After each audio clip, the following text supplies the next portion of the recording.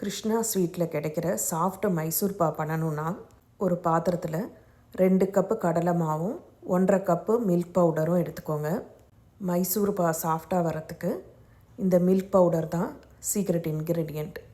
இதோட 1 கப்பு சூடான நெய்யை விட்டு கலந்து தனியாக எடுத்து வச்சுருங்க. ஒரு வானலியில் 3.5 கப்பு சர்க்கரையும் 1 கப்பு தண்ணியும் விட்டு மீடியம் ஃப்ளேமில் கொதிக்க விடுங்க. இது 1 ஸ்ட்ரிங் கன்சிஸ்டன்சி வரணும்.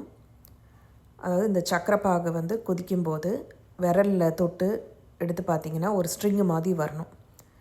அந்த கன்சிஸ்டன்சி வந்ததும் கரைச்சி வச்சுருக்கிற மாவை எடுத்து இதில் கொட்டணும்.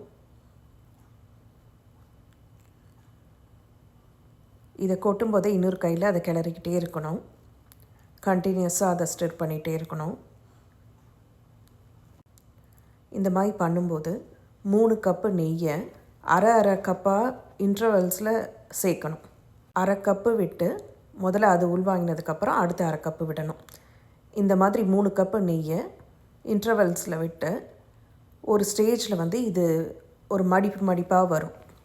அதாவது எடுத்து ஒரு கரண்டியில் எடுத்து விட்டிங்கன்னா லேயர் ஆட்டம் வரும். அப்படி கண்டுபிடிக்க முடியல அப்படின்னா அந்த கரண்டியில் இருக்கிற மாவை எடுத்து கையில் உருட்டி பார்த்திங்கன்னா சாஃப்ட் பால் ஆட்டம் உருட்ட வரணும். இதுதான் கரெக்டு பதம். இது வந்ததுமே அடுப்பை இமிடியேட்டாக ஆஃப் பண்ணிவிட்டு நெய் தடவின பேனில் இந்த மாவை கொட்டிடுங்க.